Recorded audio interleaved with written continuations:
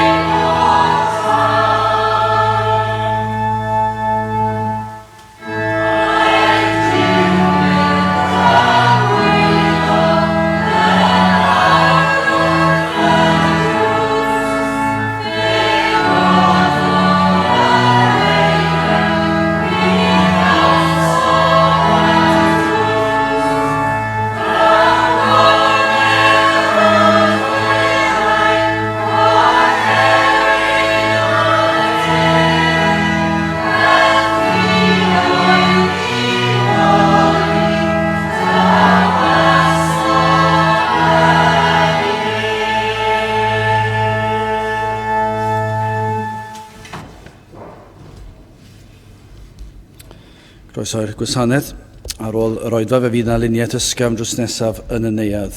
Fydd ein cwrgweddi misol yn cael ei gynnal ar y dryden nos Iau o'r mis, sef Mehefin 16. Fydd ein hoedfa nesaf pnawn Sul ym hanner awr wedi 3. Ar wrth ni gymryd y casgliad, gwyn ni ganu tra'r ein heistedd emyn rhif 494, dywioldeb sydd yn elw gwell na holl drysorau'r India bell. 494 gen i eistedd i ganu hon.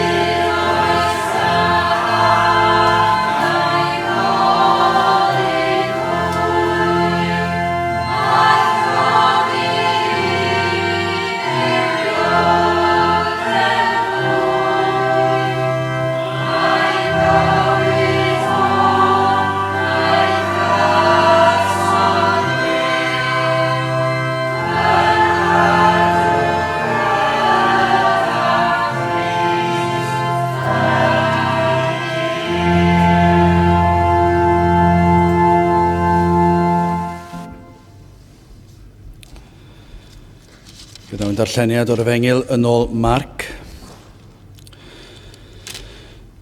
Marc, yr 8fed bennod, ac yn dechrau yn yr adnod gyntaf.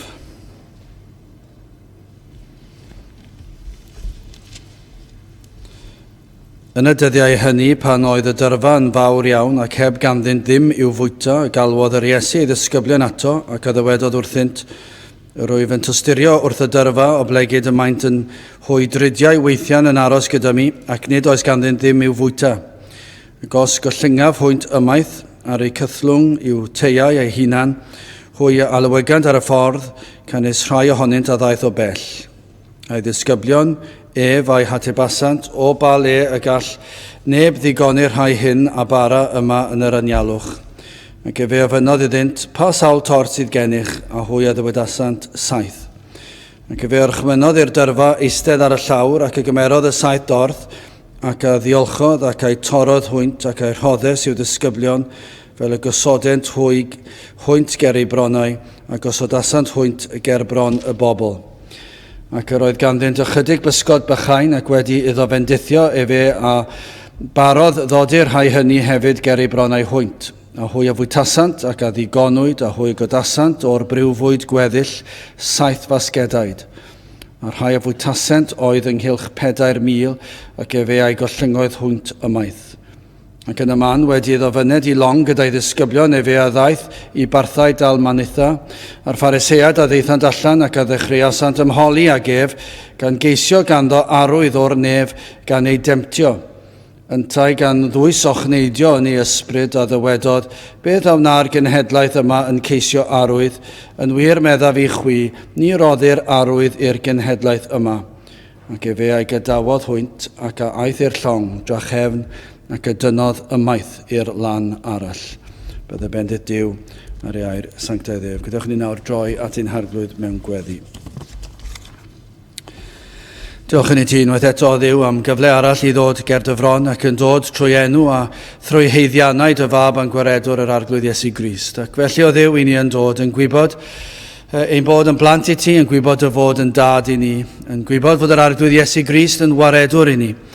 Ac felly o Dduw i ni yn dod yn hyderus am y gwrandawiad, yn hyderus dy fod yn nid yn unig yn clywed ac yn gwrando gweddiau, ond hefyd yn ateb gweddiau. O Dduw, yr wyt ti yn un sydd yn abl i ateb gweddiau, yr wyt ti wedi ateb gweddiau, ac o Dduw mae dy addewidion yn addo i ni a byddi di yn ateb ein gweddiau hefyd. Yr rhai sydd yn unol â ddywyllus di, ac felly o Dduw, i ni yn dyheu am cael gofyn am y pethau hynny sydd yn iawn i ofyn amdanynt. I ni yn gweddio Dduw ar ei ti'n harwen ni yn ein gweddiau ni. A byddwn ni wastad yn gofyn ohono ti ar hyn yr wyt ti am i ni ofyn. Ac felly o Dduw i ni yn gofyn nawr i ti o'r newydd i ddod i'n plith. I ni'n ymddiried o Dduw mae peth da yw hyn yn gwybod. Mae peth da yw gofyn i ti fod yn bresennol yn ein plith. Ac felly o Dduw i ni yn gallu edrych ymlaen i'r oedfa hyd yn oed yn hyderus yn gwybod o Dduw mae Duw sydd yn drigarog ac yn ateb gweddiau wyt ti. Ac i'r sawl sydd yn dod ata ti, nid wyt ti yn ei troi nhw i ffwrdd.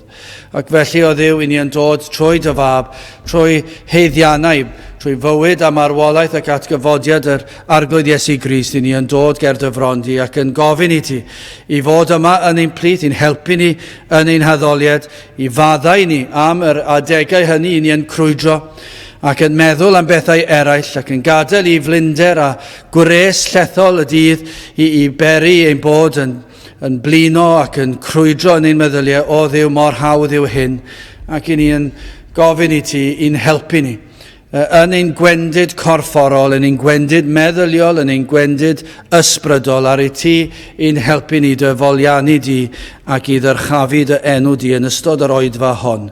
I ni'n gweddio bydd dy ysbryd i'n cael ei dywall arnom, y bydd na y fath ymwybyddiaeth oedd bresenoldeb yma, fydd yn peri, bydd ein hyneidiau yn llamu oddi fewn, ac y bydd dyheuad am cael byw bywydau i ddwasanaethu di. I ni yn gofyn o Dduw ar ei ti i wneud gwirthau yn ein plith hefyd. I ni yn gweddio am yr rhai sydd yn parhau yn ei tywyllwch ac hyd yn oed o Dduw yn mwynhau y tywyllwch ac yn mwynhau'r pellter sydd rhyngddynt hwy a thi. I ni yn gweddio Dduw ar ei ti ddod ac i agor y llygaid hynny. Iddynt weld y peryg ymaint ynddi, iddynt weld yr tristwch a i weld ei diwedd a'i tynged. O Dduw, ti sydd yn abl i wneud hyn, ac o Dduw mewn eiliad o'r wyt ti'n gallu agor llygaid. O Dduw, mae'n edrych yn anodd i ni yn amhosibl hyd yn oed, i ystyried y bydd na un heb sôn am miloedd ar filoedd o bobl yn y ddinas hon ac yn ein gwlad ni, i feddwl am rheini yn dod i weld ei hangen yn yr oes tywyll yma, ond o Dduw i ni yn gwybod eiliad sydd ei hangen i ti trwy nerth yr ysbryd glân i agor y llygaid hynny iddynt weld ei cyflwr.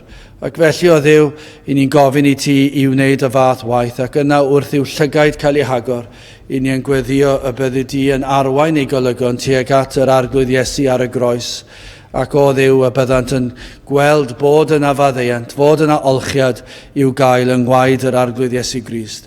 Felly o Dduw tyrd, gwna'r pethau hyn clod i ti, i ni'n gweddio mai ti fydd yn cael y mawl a'r clod. Yn gweddio Dduw am ein hoedfa ni yma ac am ein gwlad ni, i ni'n cyflwyno dy bobl ar hyd a lled o wlad, dy bobl ffyddlon sydd yn ceisio dy wyneb mewn gostyngeidrwydd ac o Dduw mewn parchedig ofn, i ni'n cyflwyno'r rheini i ti ac yn gweddio ar ei ti i bresennoli dy hun yn ei plith nhw hefyd. Ac y bydd na lawenhau yn y nefoedd, hyd yn oed heddi am yr rhai sydd wedi dod mewn edifeirwch a ffydd at y ti. Felly o Dduw, diogela ein hamser yma, i ni'n gofyn hyn o trwy enw ac heiddiant ein harglwydd Iesu Grist. Amen.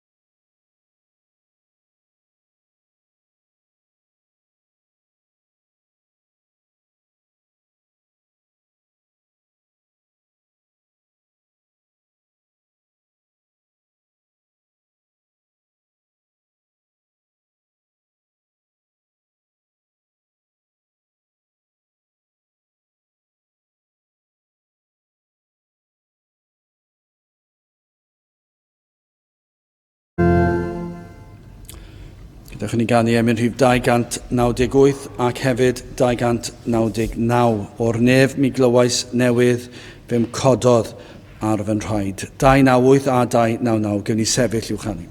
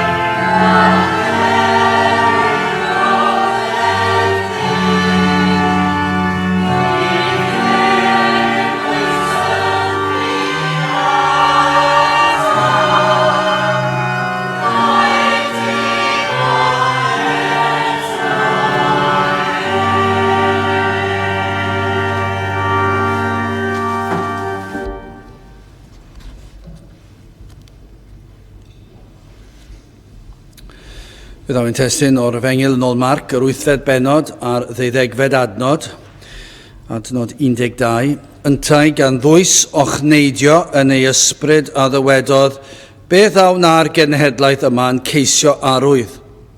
Yn wir meddaf i chwi, ni roddir arwydd i'r genhedlaeth yma.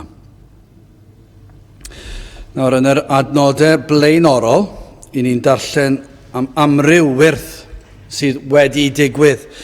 Yn y benod cyn hon, yn y 7fed benod ac adnod 37, mae'n darllen fel hyn, a syni am wneithant yn anfeidrol gan ddywedyd, da y gwnaeth e fe bob peth, y mae e fe yn gwneithur i'r byddariaid glywed ac i'r midion ddywedyd. Dychmygwch chi petai chi'n un o'r dorf ac yn gweld rhai i chi wedi nabod erioed, ac yma nhw yn gwbl drwm eu cliw ac yna yn dod i glywed, ac rhai na fuodd yn siarad erioed yn ei bywydau yn dod i siarad. Ac yna i ni'n darllen yn y benod hon, reit ar y cychwyn, am i'r Iesu fwydo'r 4,000 o bobl trwy ddefnyddio 7 torth ac ychydig o bysgod bach. Ac beth fydde honna fel i weld yr rhyfeddodau a'r gweddillion ar ôl, y basgeidiaid o fwyd ar ôl. Ac yna yn adnod 10, ac yn y man wedi ddofyned i long gyda'i ddisgyblion, fe a ddaeth i barthau dal Manitha. Felly cyrhaeddodd ochr gorllewinol môr Galilea, yr ochr oedd yn fwy iddewig, ac felly doedd dim syndod iddo ddod wyneb yn wyneb a mwy o Phariseaid ar yr ochr yma. Ac mae'n debygol fod rhain wedi clywed am yr hyn a ddigwyddodd ar ochr dwyreiniol y môr, wedi clywed yn barod am y gwirthiau. Ac felly bod na genfigen yn ei cylonau, ac efallai'n ofni byddai'r arglwydd Iesu Grist yn cael derbyniad gan y bobl, a fyddai efallai'n periau'n hawster iddyn nhw. Felly mae'r Phariseaid yn bryderus yn gweld yr Iesu'n dod pen yma ac yn wedi clywed am y pethau rhyfeddol oedd wedi digwydd ac felly yn ofni. Ac ni'n darllen bod y Phariseaid yn dod ato yn flin, yn chwilio am reswm i'w feirniadu, ac falle'n gobeithio, wel yn sicr yn gobeithio byddant yn gallu ei faglu a thynnu sarhad arno. Dyna'r darlun, dyna'r cefndir, bod yr rhai yma sydd yn elynion i'r arglwydd Iesu Grist yn gobeithio i'r dim y byddant yn gallu ei dwyllo rywsut neu gilydd mewn modd y byddai yn ei danseilio ac yn dod â sarhad arno. Felly yn gyntaf heddi hoffwn i edrych ar yr ymholi gwag yma. Ac yna'n ail yr ochenaid dwys sy'n ni'n darllen amdano, ac yna'n olaf yr gwrthodiad pendant. Nawr yr ymholi gwag, adnod 11, a'r Phariseaid a ddeithant allan, ac a ddechrau asant ymholi ag ef, gan geisio ganddo arwydd o'r nef gan ei demtio. Nawr, mae yna gymaint o ffyrdd gwahanol o ymholi yn does na. Mae yna gymaint o gymhellion i beri i bobl holi. Fel i chi'n cofio, ni wedi darllen am y gŵr ifanc cyfoethog yn yr Testament Newydd, pa beth oedd angen i wneud er mwyn ennill bywyd tragwyddol. Mae e'n dod ac yn holi ac yn cwestiynu, felly ni'n gallu darllen am math yna o bobl, ac efallai mynd i ffwrdd yn drist. Ni'n gallu gweld hyn yn ein bywydau ni, ni'n gallu dod ar draws amryw o wahanol pobl yn dod ac yn holi, ond beth sydd tu cefn yr holi, dyna yw'r peth pwysig. Ond nid yw'n bosib i blant a fagwyd ar aelwyd Cristnogol, efallai tra'n blant bach neu yn ifanc, ac bod na elfen o ddilysrwydd yn yr ymholi ac maen nhw'n gofyn cwestiynau, ond nid oes na beryg bod na bosib mae eisiau plesio mam neu dad yw'r cymhelliad tu cefn. Mae'n ddigon hwydd ond yw i gael proffes o unrhyw un. Fedrwn gael proffes o unrhyw un ar unrhyw adeg, ac onid oes na lawer o aelwydydd Cristnogol yn eog o hyn wedi llwyddo cael proffes allan o'i plant. Dim ond bod nhw wedi dweud y weddi, dim ond bod nhw wedi rhoi i dwylo i fyny neu wedi arwyddo rhyw ddarn o bapur wedi dweud dwi'n credu yn yr arglwydd Iesu Grist, ac yna oherwydd hynny da iawn ti wedi gweddio ac felly Christian wyt ti, ac yma nhw'n dod i'r capel falle gweddill i bywyd nhw, ond does dim byd yna, ond yr oedden nhw'n ymholi, Ond pa mor oedden nhw'n amholi? Efallai i blesio rhywun ei gilydd. Efallai lleddfu cydwybod nhw eu hunan, efallai pwy a wyr. Yna'r rhai yn dod ac yn cwestiynu yn does na. Ni'n gweld hyn wrth i bobl fynd yn hun am y problemau bywyd yn pentyrru, ac maen nhw'n dod falle yn ceisio am gyfnod ac yn ymholi, ond efallai mae'r cymhelliad yn unig yw i wared nhw o'r broblem. Ond nid oes na bobl i ni ffeindio nhw o dro i dro sydd yn mynychu'r cwrdd ac maen nhw'n dod, maen nhw'n gofyn y cwestiynau, falle'n swndio'n iawn, a maen nhw gyda ni am gyfnod. Ni wedi gweld ni wedi gweld pobl hyd yn dod i'r oedfa ac yn gallu dweud ar ôl yr oedfa fel hon, ac yn gallu dweud, wel, oedd hwnna wedi fy nghyffwrdd i, ac yna mynd i ddod, pythefnos tair, ac yna dyn nhw ddim yn llew gweld, maen nhw wedi mynd. Ac maen nhw wedi para chydig wythnosau, yn swndio mor ddwys yn ei cwestiynu ac ei bod nhw wir yn awyddus i gael yr ateb ac yna maen nhw yn y byd. Yn y darn yma, ni'n clywed am y Phariseaid yn dod at yr Iesu ac yn ei holi, ond i ni yn gweld bod yna natur arbennig i'r ymholi yma. Yma yna elfen cwerylgar yn gyntaf yn yr holi. Ni'n gweld yn ffordd mae'r adnod wedi cael ei ysgrifennu ar Phariseaid a ddeithant allan ac a ddechreuasant ymholi ag ef, ac ni'n gweld y cymhelliad gan geisio ganddo arwydd o'r nef, gan ei demtio.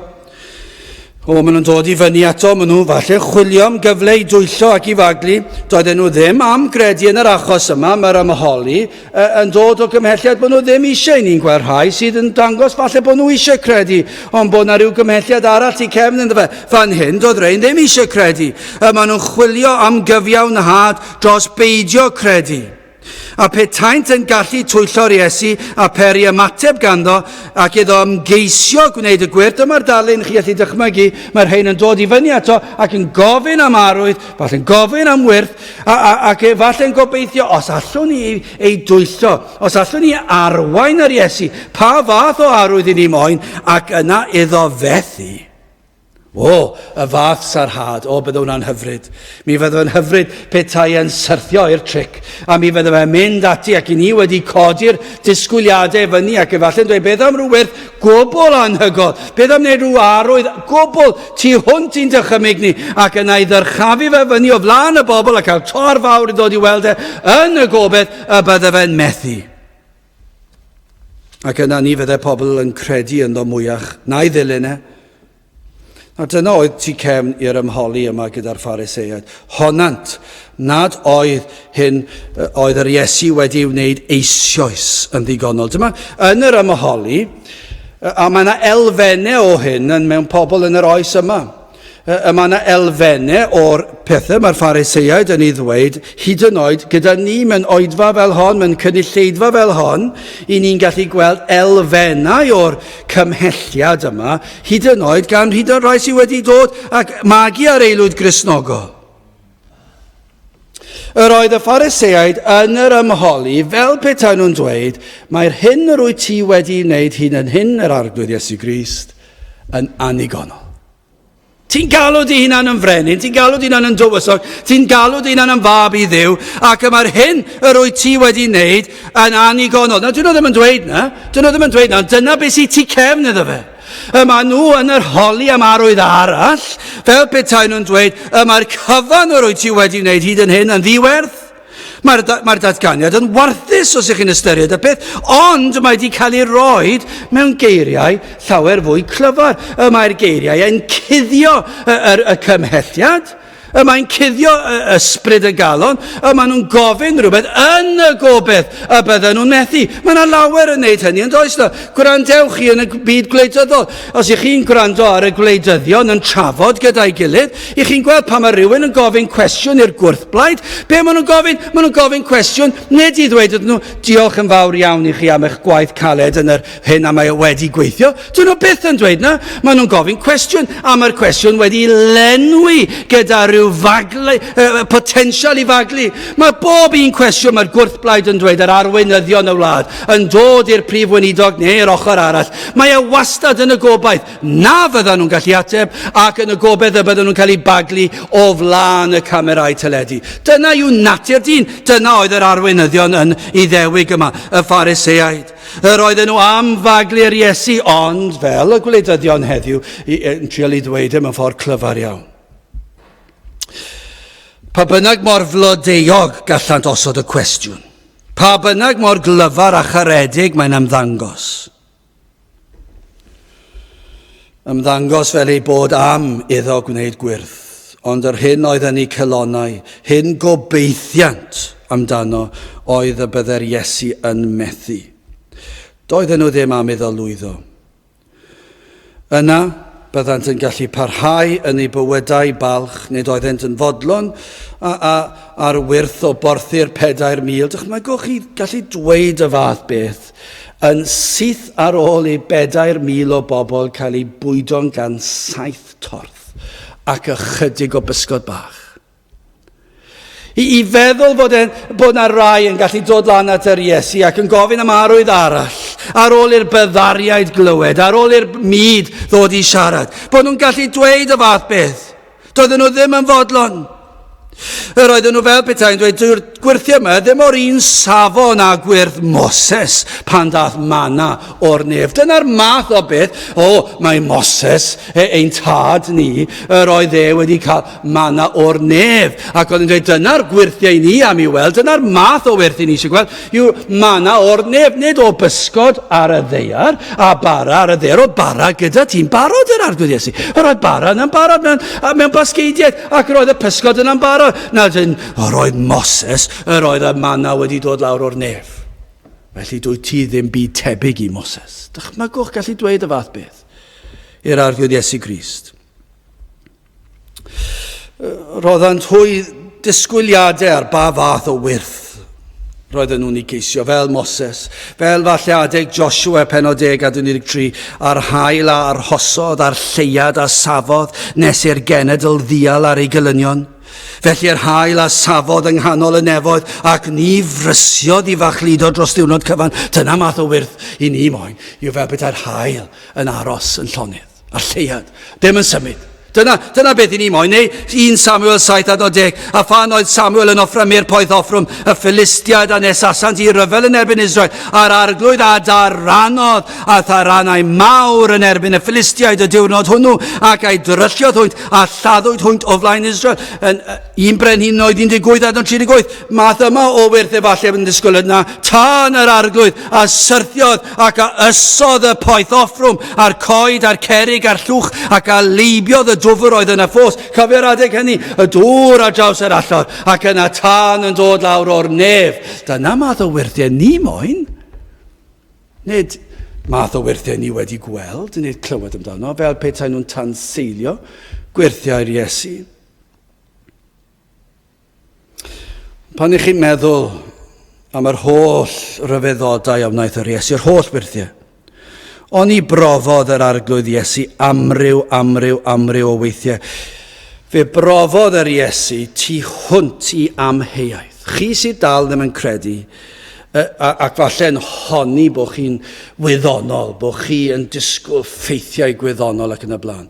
Wel, dyna dwptra I chi'n sôn amdano, achos yma'r prawf ysgrythurol, mae Iesu Grist yw mab Duw yn ddiamheuol. Does dim cwestiwn o'r peth.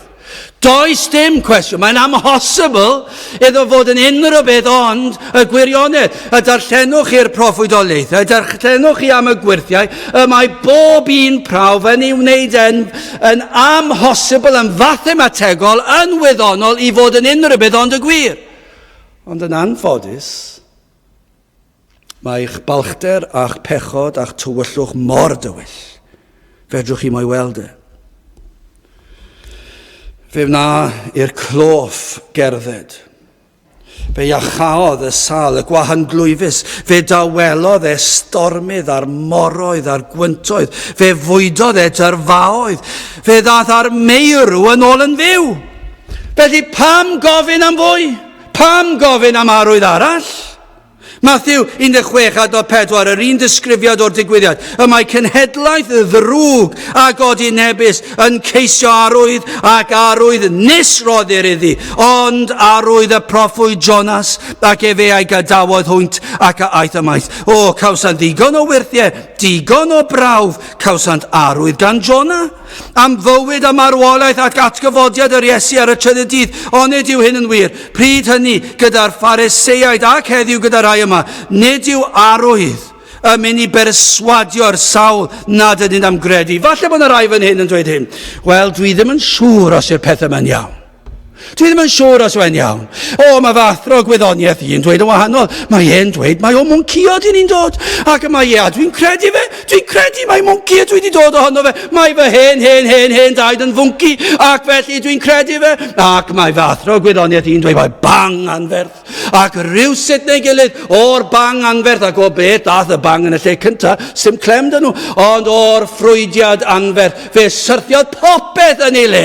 A'r holl fyd yma. Ac mae wedi cymryd biliynau o flynyddoedd i ddatblygu mor anhygoel, fel bod gan bob peth reswm a phwrpas yn y byd. Ac oherwydd bod fathro gwyddoniaeth wedi dweud hynny, dwi'n credu'r twpdra yna.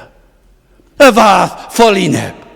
Pa mae gair Duw yn dweud wrthych chi yn blwmp ac yn blaen, sut y creowyd y bydysawd, sut y creowyd y byd, mae'r holl wybodaeth yna'n barod.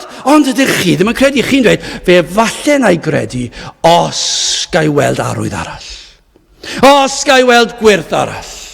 Os gai weld rhywun yn cael iachad. Ydych chi wedi gweld rhywun yn cael iachad? Do, chi wedi gweld pobl yn cael iachau. Ond ydych chi'n credu? Nag ydych chi ddim yn credu. Ydych chi wedi gweld pobl sydd wedi bod tu hwnt i obaith yn feddygol. Ac eto i gyd, maen nhw wedi dod at y doctoriad yn clem dyn nhw beth sydd wedi digwydd. Ac eto, ydych chi'n credu? Nag ydych. Ydych chi wedi gweld pethau rhyfeddol yn digwydd ar y ddaear yma? Ydych chi wedi gweld darpariaethau anhygol fel adeiladau yma ar gyfer capeli? Rhywbeth sydd y tu hwnt i'n disgwyl i'r cyfleuster yma cael ei darparu. Bron iawn allwch chi dweud, wel mae yr arian dod hyd yn oed cyn i ni ofyn amdano. Beth ych chi'n galw hwnna, beth ych chi'n neud ydyn nhw ddim yn credu? Na, sa'n mynd i gredu. Sa'n mynd i gredu. Chi wedi gweld Duw yn ateb gweddiau ar ôl gweddiau ar ôl gweddiau, lle nad oedd modd i neb i wybod, lle nad oedd modd i neb i drefnu'r digwyddiadau i weithio allan lles, ac y mae Duw yn ateb gweddiau. A beth ych chi'n neud? Gwrthod credu. Chi dal i wrthod credu. Ond gai ddweud wrthych chi hyn, petai'r holl gapel yn siglo. Petawn ni'n dweud nawr, o Dduw, o na wneud i siglo ar adeilad yma. Bydde fe'n gallu, ond bydde ni ddim yn gofyn iddo fan petai ar y gair, a'r holl pileri'n ysgwyd, allai'ch sicrhau chi, fyddech chi dal ddim yn credu. Fyddech chi'n gwrthod credu. Pam? Achos chi eisiau mynd gyda'r byd, achos chi eisiau cael eich balchder chi eisiau cael eich bryntu, chi eisiau cael eich parti chi eisiau cael eich dyfodol chi. Fe fyddech chi'n gwrthod credu. Petawn ni'n dweud, awn ni allan trwy'r drws ac yn galw ar ei Dduw i agor y lôn i fyny ac i'r holl ddeiar syrthio lawr i'r canol. A petai'n digwydd ar yr union air, allai'ch sicrhau chi, fyddech chi dal ddim yn credu gair. Byddech chi'n gwrthod, mi fyddech chi'r union yr un peth â'r Phariseiaid. Fe welodd y Phariseiaid, rhai meirw yn cael dod nôl yn fyw. Fe welodd y Phariseiaid, y gwahan glwyfus yn cael ei achad llwyr. Fe welodd y Phariseiaid, 4,000, 5,000 o bobl yn cael ei bwydo gan basgeidiaid o fara ac o bysgod. Ac fe wrthodon nhw gredu. Felly peidiwch chi da chi a dweud, o Dduw rho arwydd i mi. Achos mi rydych chi wedi cael digon o arwyddion. Mi rydych chi wedi cael digon o arwyddion. Ac y mae dweud y fath beth fel codi dwrnan at Duw ac yn dweud, dwi ddim eisiau credu yn o ti. Dwi ddim eisiau credu yn o ti. Dwi ddim am gweld. Hyd yn oed ond yn y gofyn, mae yna rhyw gymhelliad yn y gofyn, falle i dwyllo pobl o'ch cwmpas chi falle. Dwi wedi gofyn, ond at dim byd ohono fe. Felly dwi ddim yn mynd i gredu. Esgusodi eich dallineb a'ch balchder yw hynny. Dychmygwch, petai yn bosibl i ni berswadio un ohonoch chi drwy arwydd arbennig. Petai yn bosib. Petawn ni'n gallu cael rhyw wirth i ddigwydd fan hyn. A petai yn bosibl i'ch perswadio chi. Y broblem fydde hyn, ffydd ffals bydde. Nid ffydd go iawn bydde hwnna. A chi'n gwybod pam? Achos ei fod wedi cael ei seilio ar berswad ddynol. Rhesymeg. Mi fyddech chi'n dod i gredu achos fe siglodd y pileri. Ac i ni wedi profi fe chi, fe siglwyd y pileri a ni syrthiodd ar adeilad lawr. Ac felly beth yw hwnna? Rhesymeg ddynol. A petai ffydd yn dod ar sail y perswad hynny, diwerth fydde fe. Hyn sydd yn angenrheidiol yw gwaith yn yr enaid, nid gwirthiau syfrdani pobl, cawsant ddigon o brawf, mai nid yno oedd y cymhelliad i berswadio bobl i gredu, ond mi roedd yno o ganlyniad i ffydd yn y bobl, ac o roedd y gwirthiau yma'n prawf, mae fe oedd mab Duw. Ond doedd neb yn mynd i cael ei perswadio gan y pethau hynny. Ydych chi yr un peth? Wel, mae yna rai yn does, i ni wedi gweld nhw, maen nhw wedi bod yn ein plith ni, yn dweud, petai na rhyw arwydd, rhyw wyrth yn cael ei roi, ac i chi wedi gael e. Dro ar ôl tro, yn yr ysgrythyr, yn hanes yr eglwys, ac hyd yn oed yn ein bywydau ni. Ond i chi dal i wrthod credu, ond dwi ddim yn syndod, nag yw, dwi ddim yn syndod. Dyma be mae gair Duw yn dweud wrtho ni. A chi'n gwybod pam? Achos yr ydych chi'n bechaduriaid ac mewn tywyllwch ac mewn pydew erchill twfn di. Dyna'r broblem. A chi ddim yn mynd i weld, chi ddim yn gallu. Dyna le i chi. Ac i chi'n styfnig yn y fe. Ond beth sydd wedi digwydd, mae'r pydew twfn yma i chi wedi wneud e'n gysurus. Chi wedi wneud e'n gysurus. Mae e'n bleser i chi. Mae'ch ffrindiau chi yno gyda chi. Ac mi rydych chi'n gyffyrddus ac yn hapus yno. Gyda chi'n symud ymlaen yr ochenaid dwys yma. Adnod 12. Yntai gan ddwys ochneidio neu ysbryd a ddywedodd, beth aw na'r genhedlaeth yma yn ceisio arwydd. Yn wir meddaf i chwi, ni roddir arwydd i'r genhedlaeth yma. Dyna chi ddarlun o gwir y dristwch. Dyma chi disgrifiad yr Iesu, y galon drom yma. Ochneidiodd yn ddwys. Hyd yn oed yn dod o'r un a greuodd y byd, yr un a wybu popeth ac sydd yn deall popeth. Dyna awna'r ochenaid yn fwy real beth allwch chi ddweud. Roedd yn gwybod goblygiadau yr hyn oedd yng nghalonnau'r Phariseiaid wrth glywed y Phariseiaid yn dod lan at yr Iesu. Ac roedd yn gwybod beth oedd eu cymhelliad nhw. Roedd yn gwybod bod nhw ddim eisiau fy wneud gwirth. Roedd yn gwybod roedd eisiau fy fethu. Roedd nhw eisiau fy fethu. Roedd yn gwybod mae ei demtio fe yr oedden nhw. Ac wrth clywed y geiriau, ochneidiodd yn ddwys. Roedd yn gwybod hefyd goblygiadau'r hyn oedd yn eu calonau nhw. Fe alarodd yr Iesu am y pechod oedd yn eu calonau, am y caledwch. Dyma rheswm o'r ochenaid dwys yn yr Iesu. Sut o'r oedd yr ochenaid dwys? Dwi ddim yn gwybod. Dwi ddim hyn yn gwybod os fyddwch chi wedi glywed e.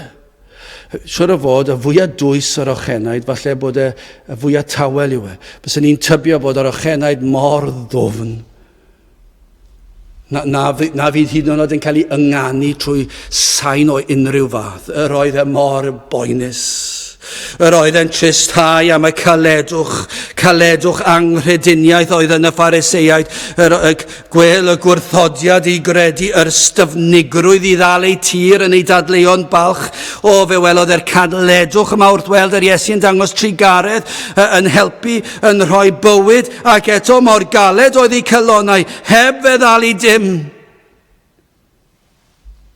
Yn waith cadarnhawyd hwy yn ei caledwch. Galarodd yr Iesu oherwydd atgasrwydd ei meddyliau. Dyma pam yr oedd yr Iesu yn ochneidio'n ddwys. Yr oedd yn galaru oherwydd yr atgasedd oedd yn gweld yn ei meddyliau nhw. Dyma oedd ysbryd. Yr oedd na feddwl wedi mynd i cefn i'r cwestiynu. Ac mae'n dangos i chi casineb yr atgasedd. Roedden nhw wedi treulio amser yn cynllunio ei dadleuon. Roedd ei meddyliau'n llawn casineb. Galarodd yr Iesu, ochneidiodd yn ddwys wrth feddwl am anidwylledd ei bwriadau. Mae yna rhywbeth hyfryd pan mae yna didwylledd, ond pan mae yna anidwylledd ei bwriadau.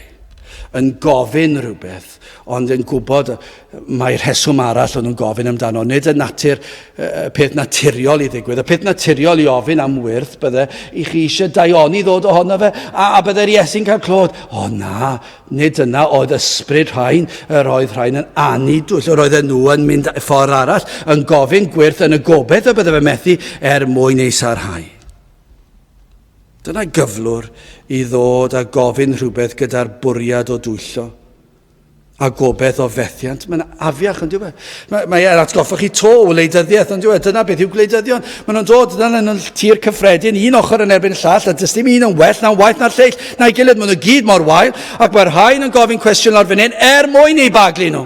A mae'r rhain yn ateb mwyn baglu nhw, a dyna yw'r natur, dyna'r cymhelliad. A dyma fe sydd fan hyn, ond dyma oedd yr Iesu'n gwybod, yr oedd e'n gwybod beth oedd yn eu cylonau nhw. Dim syndod i'r Iesu o'ch neidio wrth weld cynlyniad pechod yn ei cylonau, yntai gan ddwys o'ch neidio yn ei ysbryd. Mae'r elfen hynny, mae'n ddigon petai wedi dweud, o'ch neidiodd yn ddwys, ond yn ei ysbryd, o ddymderoedd ei berson. Dyna i chi drigaredd a chariad gan yr Iesu yn dangos y fath dristwch am ei elynion. Y rhai oedd yn ei erbyn, y rhai oedd am ei dwyllo, o'ch neidiodd oherwydd ei cyflwr ysbrydol a berodd iddynt ymddwyn fel hyn. Ac yr oedd yn drist o feddwl am y distriw a ddaw arnynt oherwydd hyn. Dyna beth oedd yn peri'r Iesu o'ch neidio. Yr oedd yn gweld yr cymhelliad, yr oedd yn gweld y galon, oedd yn gweld y rheswm, oedd yn gweld tynged yr enaid, oedd yn gweld i ba ler oedd yn arwain, ac yr oedd yn ei dristau. Ond nid oes yna rai yma sydd yn o'ch neidio yn ddwys. Sawl un fan hyn sydd wedi o'ch neidio yn ddwys heddi. Dod i'r oedfa bore yma, yn dod i'r oedfa brynhawn yma, ac yna os dyw ei mynd yn dod i'r oedfa heno yma. Sawl un ohono ni sydd wedi dod ac yn o'ch neidio wrth ddod i'r capel. Mae'n swnio'n rhyfedd bydd yr rhai yn enwedig yr eglwysi Efengyledd modern yma, lle maen nhw'n dod, i ni'n dod i fwynhau, i ni'n dod i cael adloniant, i ni'n dod i foli Duw, ac dyna'r pwyslais trwy'r amser ar y cadarnhaol, a'r mwynhau, a'r pleser, ac yn y blaen. Ond sawl un sydd wedi dod i'r oedfa yn o'ch neidio yn ddwys? Sawl mam a'r thad, brawd neu chwaer, cyfeillion sydd wedi dod i'r oedfa ac mae'r ochenaid yn ddwys fel yr Iesu yn tristau wrth weld anwylid yn galed yn ei cylonau. Faint ohonoch chi sydd ac ochenaid ynoch chi? Pan ych chi'n deffro yn y bore, mae'r enaid yn drom, mae yna ochenaid yno oherwydd anwylid sydd wedi troi cefn ar yr Efengyl neu yn troi cefn ar yr Efengyl, ac ych chi'n gweld y caledwch yn ei cylonau nhw. Mae yna rai fan hyn hefyd, falle rhai yn gwrando, pwy o wyr sydd yn wrthrych y galaru. Falle rhai yma heddi, chi ddim yn galaru, dydych chi ddim yn o'ch neidio yn ddwys am neb, ond i chi yw'r achos yr o'ch neidio yn ddwys. Rhai yma'n gorfforol, rhai falle yn bell i ffwrdd. Rhai sydd heb droedio trwy ddrysau'r capel ers blynyddoedd. Mae blwyddyn yn mynd yn gloi. Mae blwyddyn yn troi yn ddwy. Ac yn sydyn iawn mae 2 mlynedd yn mynd. Yna 5, yna cyn i chi wybod mae 10 wedi mynd. Ond na rai yma 10 yn ôl doedd. Rhai o'n plith ni. Anwylid oedd yma 10 yn ôl. Ond mae 10 wedi mynd, 10 o galedwch calon. O droi cefn ar Dduw, yn dweud wrth Dduw, petai ti di wneud gwirth i mi fydden ni di credu, ond nes ti ddim rhoi gwirth i mi, felly nes i ddim credu, a fe garies i mlaen yn fy mydolrwydd i. Ond nid yw yn hedfan, mae'r blynyddoedd yn hedfan, ac mae'r rhai sydd ar ôl, yr rhai sydd yn ei caru nhw'n ysbrydol a'r ochenaid dwys yma. Rhufeiniaid 9 adnod 2, fod i mi dristyd mawr a gofid di baid i'm calon. Dyna sut oedd Paul yn ei ddisgrifio fe. Yr oedd Paul yn dweud, bod i mi dristyd mawr a gofid di baid i'm calon. O'r tristwch yma, weld y llaw yn cael ei chodi, Peidiwch pregethu ata I, dwi ddim eisiau clywed, dwi wedi clywed hyn o'r blaen. Peidiwch a dweud wrtha I beth sy'n iawn, peidiwch a dweud wrtha I beth sy'n anghywir, peidiwch a gwthio'r efengyl ar fy ngwddwg I, sil ar ôl sil. Dwi ddim eisiau fe, o chi sydd felly, a o'r galar am rheini. O'r galar wrth weld y byd yn cael ei chofleidio, tra I chi wrthod yr efengyl. O, y gofid di-baid yma, mae Paul yn sôn amdano. Y boen dyddiol yma, y baich drom. Ydych chi'n sylweddoli, rhai yma sydd eto gredu, i'r rhai sydd yn ffrindiau neu'n deulu neu'n agos I chi rhywsyd neu'n gilydd. Y boen dyddiol sydd ganddyn drostoch chi. Y baich drom am yr enaid. O, dosturiad rai sydd yn rhodio mewn tywyllwch. Yn byw heb gwir bwrpas, heb gobaith a heb heddwch. O, mae yna rhai fan hyn yn ochneidio yn ddwys amdano chi'n ddyddiol. Mae yna ochenaid dwys. Ond beth am pregethwyr yr efengyl ni, sôn am rieni, mam a thad, a brawd a chwaer, cyfeillion. Dych chi wedi meddwl am pregethwyr ffyddlon yr efengyl? Nid yr rhai sy'n chwarae gwmpas ac adloni, ond yr rhai sydd yn pregethu'r efengyl, yr rhai sydd yn cyhoeddi ffordd iachawdwriaeth a sancteiddrwydd.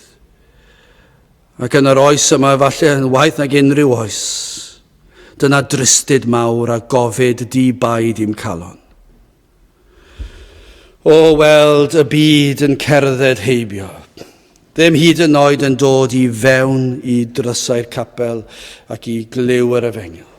O'r boen, yr ochenaid dwys sydd yng nghalonau pregethwyr. Wrth iddyn fynd I bregethu, hyd yn oed cyn pregethu yn gweld, does dim awydd gan y bobl I wrando. Dydyn nhw ddim eisiau gwrando. Yr fath ddifaterwch am dynged yr enaid, o mae'n peri i'r pregethwr I gael y boen ychwanegol yma. Mae yna rwy ddwyster i'r ochenaid sydd yn y pregethwr. I ni ni'n gallu ddim yn dod yn agos i'r ochenaid sydd gan yr Iesu, ond mae yna elfen ohono fe wrth I pregethwr pregethu ac I weld ddifaterwch yn ochi am dynged yr enaid. Ond efallai o'r rhai sydd yn dod I glyw o dan clyw yr efengyl, rhai sy'n dod i'r oedfa, sawl un sydd yn dod a chofleidio'r gwaredwr, o mae e'n peri'r pregethwr ffyddlon. Wythnos ar ôl wythnos I gael yr ochenaid dwys yma'r nos sil efallai, neu bynawn sil, maen nhw'n mynd o'r pwlpit ac I lawr y grisiau ac yn mynd i'r stafell fach, ac mae yna ochenaid dwys pam, o doedden nhw ddim yn gwrando. O, falle yn ymddangos yn gwrando, rhai ddim yn ymddangos yn gwrando, gwbl eraill yn ymddangos yn gwrando, ac yna I chi meddwl, oedd unrhyw un wedi cael ei cyffwrdd? Oes unrhyw ffrwyth I weld? Dychmygwch be mae fel I bregethwyr, dychmygwch be mae fel I ddol am fan hyn, bob sil, bore pnawn nos pa bynnag oedfa yw I, oedfa o'n pregethu, ac I chi'n pregethu, ac I chi'n dweud, I chi yn eich tywyllwch, I chi'n mynd I golledigaeth tra gwyddol, rhywbeth ydyn ni ddim gallu ymgyffred, ac yn ar ôl yr oedfa, beth I chi'n meddwl amdano, dim byd, ond eich pleser eich hunan. Sut I chi'n meddwl, yma'ch rieni, eich brodyr, eich chwiorydd yn teimlo, sut mae'r pregethwr yn teimlo, ar ôl cyhoeddi ffordd iachawdwriaeth, o allai ddweud hyn wrthoch chi, mae yna ochenau dwys wrth weld y fath galedwch, y styfnigrwydd, sil arall yn mynd heibio a gwrthod gwrando. Sil arall! 5 mlynedd o bregethu, 10 mlynedd o bregethu, ac eto dal I wrthod credu.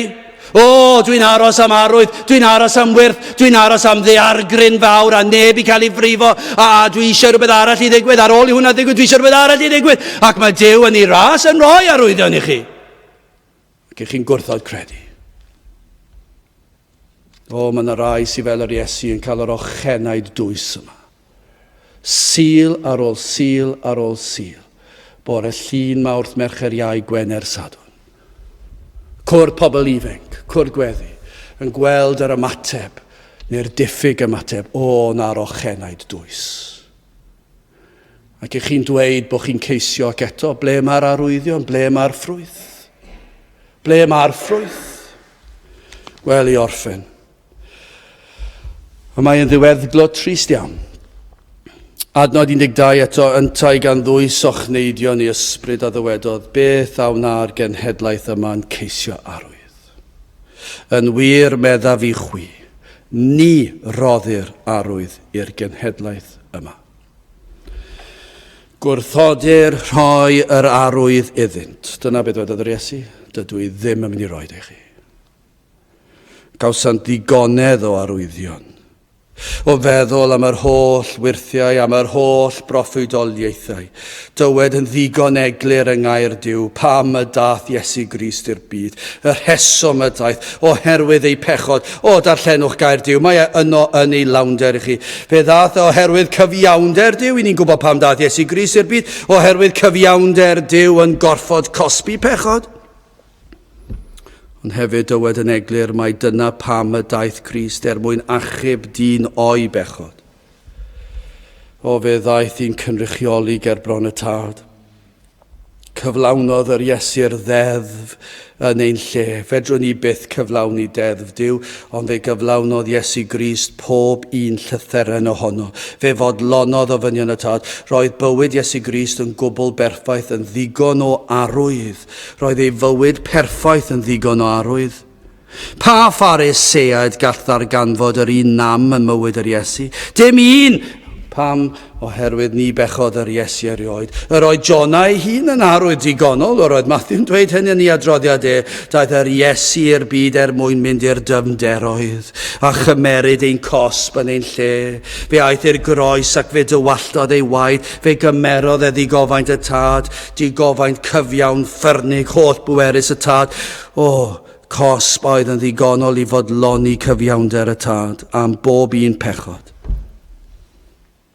Ond dyna i chi broffwydoliaethau, y byddai'r Iesu yn atgyfodi yn fuddugoliaethus y trydydd dydd. Faint mwy o brawf i chi eisiau? I'r Iesu atgyfodi y trydydd byd. Ydych chi'n credu i'r Iesu atgyfodi'r trydydd dydd? Ac i chi dal ddim wedi farhau. Fe brofodd wrth iddo atgyfodi pwy oedd e. Iddo ddod a llwyddo yn ei fwriad. Fe brofodd ei fod wedi concro Satan a phechod ar byd. Beth amdano chi? Beth yw eich esgusodion chi am beidio dod at yr Iesu a beidio credu? Y gwir amdani ydych chi'n dyheu am bechod yn dydych? Hwna'n eitha gwir. Chi'n dyheu am y byd, am ha bynnag ffyrdd, am eich balchder a'ch rhyddid. Ond i orchuddio hyn, eich bod yn dod efallai gyda cwestiynau. Fel y Phariseaid efallai, yn dweud gan nad ydych wedi gweld goleuni mawr fel y gwelodd Paul, efallai bod rhaid o'ch chi wedi dweud hynny, bod chi'n disgwyl troedigaeth, falle yn eich harddegau, efallai eich bod chi wedi honni, eich bod chi wedi ceisio, ond gan na weloch chi fflach o leini fel Paul, felly dydych chi ddim yn fodlon credu. Falle dyna beth yw e. Petai'r holl le'n sigwyd, yn ysgwyd byddech chi yn dal i wrthod credu. Falle bod rhai'n honni eich bod wedi gofyn, wedi ceisio. A does dim byd wedi digwydd, i chi'n honi'r fath beth, i ni'n clywed llawer yn dweud hynny yn dydyn. Dwi wedi rhoi cyfle i'r Iesu, fe nes i geisio am bythefnos. Bythefnos o fy mywyd fe nes i geisio ar Iesu. Fe nes i weddio am bythefnos, a digwyddodd dim byd.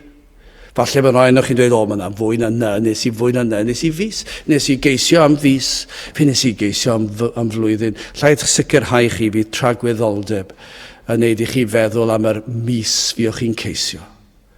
Ac fe fydd yn profi na geisio chi erioed. Gai ofyn am beth i chi'n ei ddysgwyl? Am beth i chi'n disgwyl i wneud y proffes? Am beth i chi'n aros? Pa rw ganllawiau chi wedi roed ar ei Dduw cyn i chi ddod ato? Yn eich amser chi, wrth gwrs. Dyna sut mae'r pechadur yn meddwl sydd ddim wir yn ceisio. Maen nhw'n meddwl fe ddo fi yn fy amser i pan dwi'n barod. Ac mwyn i fi ddod, fi rhaid i Dduw i roi rhyw arwyddion pendant i fi. Wel, cymerwch eich rhybuddio. Na fyddech chi fel y Phariseaid, i chi wedi cael digon o arwyddion, ngair Duw, mae'r prawf yno, rydych wedi cael digon o gyfleoedd wrth weld a phrofi rhagluniaethau Duw yn eich bywyd personol. Y modd y trefnodd ddigwyddiadau, rhai anodd eraill yn pentyrru bendithion. Yr holl gyfleon, yr holl bendithion, rydych wedi gweld grasusau Duw ar waith y mywydau teuluoedd a chyfeillion. Chi wedi gweld Duw ar waith, i chi wedi clywed yr efengyl sul ar ôl sul. Chi wedi cael y gwahoddiad i gredu, y gorchymyn i gredu ac i edifarhau. Felly cymerwch eich rhybuddio i beidio gwthio Duw drwy fyny ryw arwyddion eraill. Dyma chi rybydd. Yn wir meddaf i chwi, ni roddir arwydd i'r genhedlaeth yma. Ac yna gwrandewch ar beth ddigwyddodd. Ac fe a'i gadawodd hwynt, ac a aeth i'r llong drachefn, ac a dynodd ymaith i'r lan arall. Fe adawodd yr Iesu nhw, fel rhai nad oedd yn heiddi ei sylw. Os nad oeddent am ei perswadio yna, ni fyddant yn cael ei perswadio. Nid yw'n anwyr, mae'r cymhelliad, mae'r ysbryd, mae'r cwestiynu. Chi'n bod, os nad ydych chi am cael eich perswadio, fyddwch chi ddim yn cael eich perswadio. Dyna'r styfnigrwydd, pa bynnag wyrth a ddaw. Fe allech chi cael gwirth ar ôl gwirth, a fyddwch chi ddim yn cael eich symud. O, na fydd yna rai fel hyn. O feddwl am yr rhai sydd wedi bod gyda ni dros y blynyddoedd, ond wedi troi cefn ar yr Iesu. Ein gweddi yw mai dros dro yw dyna ein gobeith ni. Dyna ein gobeith ni bod yr rhai hynny oedd yn ein plith ni, sydd bellach ymhell i ffwrdd, mai dim ond dros dro yw ac mai nid yr Iesu yn troi cefn arnynt. Dyna ein gobeith ni. Dyna'r ofn i fe. Dyna'r pryder o'r rhai sydd yn ochneidion ddwys. Pan ych chi'n troi cefn ar yr Iesu, wel, dyna un peth. O, mae'n ddarlun torcylonus gweld rhai yn troi cefn ar yr Iesu, ond dyna i chi fwy difrifol. Yr adeg pan y mae'r Iesu yn troi ei gefn arnoch chi. O, mae hwnna'n fwy erchyll. Gallwn ni enwi rhai sy'n ni'n mynd i wneud yna, gallwn ni enwi degau ohonyn nhw. Pobl sydd wedi bod gyda ni, sydd wedi troi cefn ac wedi mynd i'r byd, sydd wedi troi cefn ar yr Iesu. Ond chi'n gwybod beth, mae hwnna'n un peth. Ond y peth sydd fwyaf brawychus yw hyn, ac fe a'i gadawodd hwynt. Mae hwnna'n llawer mwy difrifol. Chi sydd yn meddwl bod yr holl ryddid ganddoch chi droi cefn ar yr Iesu yna, fe allwch chi wneud ac eich rydych chi yn i'w wneud e. Ond da chi ystyriwch chi hyn, dyna frawychus fydd y dydd pan fydd yr Iesu yn troi cefn arnoch chi. Pan fydd yn dweud digon yw digon, fe fydd yn dweud fe gawsoch chi'ch cyfle. Fe roddes i gair Duw i chi.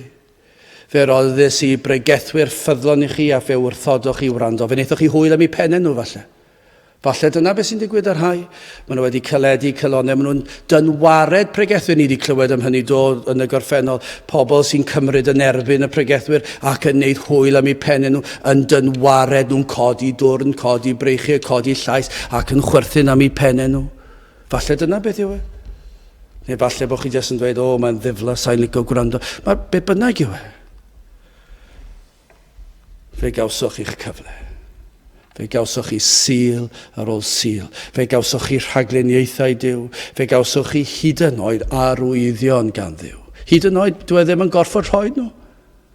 Ond yn ei drigaredd, mae wedi rhoi arwyddion rhai hyd yn oed gwirthiol. Ac beth i chi'n ei wneud, i chi'n troi cefn arno fe. Ond ein gweddi yw nad yw'r Iesu wedi troi cefn arnoch chi eto. Falle bod e wedi gyda'r rhai. Synwn ni ddim. Degawd arall, 20 mlynedd arall, hanner canrif arall, mae dal yn ei tywyllwch y byddan nhw. Ac yna dydd y farn, ac y bydd yr Iesu wedi troi gefn yn llwyr arnynt. Ond dydyn ni ddim yn gwybod. Dydyn ni ddim yn gwybod pryd fydd hynny.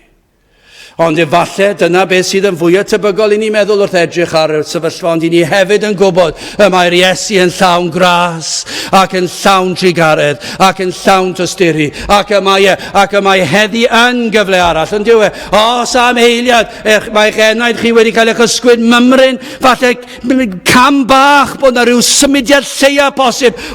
Na fydde hynny'n arwydd bod yr Iesu yn trigarhau a'i fod yn ymestyn allan ei law yn dweud cymeraf yng ngwraig chi.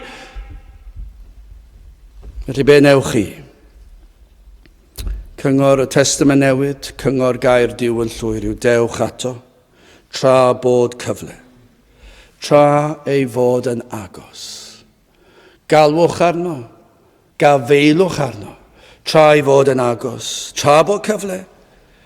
Ac y byddwch chi yn dod ac wrth ddod y byddwch chi'n cyffesu eich pechod yn edifarhau. Ac yn sicr yn gofyn am faddeuant bod chi wedi gofyn am wyrth yn y lle cyntaf. Bod chi wedi gofyn am arwydd. Pa hawl sydd gyda chi ofyn am arwydd? Mae'r Iesu wedi marw ar y groes drostoch chi. A mae wedi tywallt ei waed drostoch chi. Ac y mae'r ysbryd ar waith i agor eich llygaid. Os yw yn agor eich llygaid i weld eich angen yna, dewch ato. Galwch arno. Ymddiriedwch ynddo. Tra bod cyfle. Yntai, gan ddwys o'ch neidio ni ysbryd a ddywedod, beth a wna'r genhedlaeth yma yn ceisio arwydd. Yn wir meddaf i chwi, ni roddir arwydd i'r genhedlaeth yma, a'n gweddi yn gobeith yw na fydd hyn yn digwydd, ac fe a'i gadawodd hwynt. Gadewch i ni weddio. O Dduw, i ni'n gweddio na fyddi di yn gadael rhai sydd yma. Ac hyd yn oed yr rhai sydd wedi bod oddi yma ers blynyddoedd, i ni yn gweddio nad ydynt y tu hwnt i obaith, ac yn gofyn ar ei ti ymestyn dy fraich hyd yn oed cyn belled ar heini, ac y byd y ras yn gorchfygu, te'r gweithio yn rymus yn ein plith, clod a mawl i enw di. I ni gofyn hyn o trwy enw ac heiddiant yn harglwydd Iesu Grist. Amen. Dewch i ni orffen ein gwasanaeth trwy ganu'r emyn rhif 192. 192, hyn yw mhleser, hyn yw fymffrost, hyn yw nghysur yn y byd. Mod i'n caru'r addfwyn Iesu, dyna meddiant oll i gyd. Mwy yw nghysor nag a fedd y byd o'i fron. 192, gewn ni sefyll i'w chanu.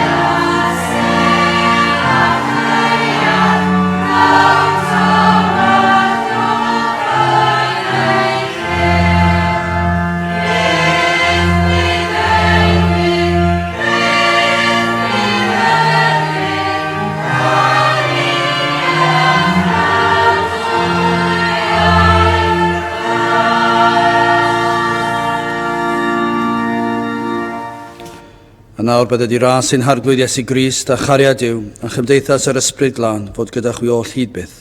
Amen.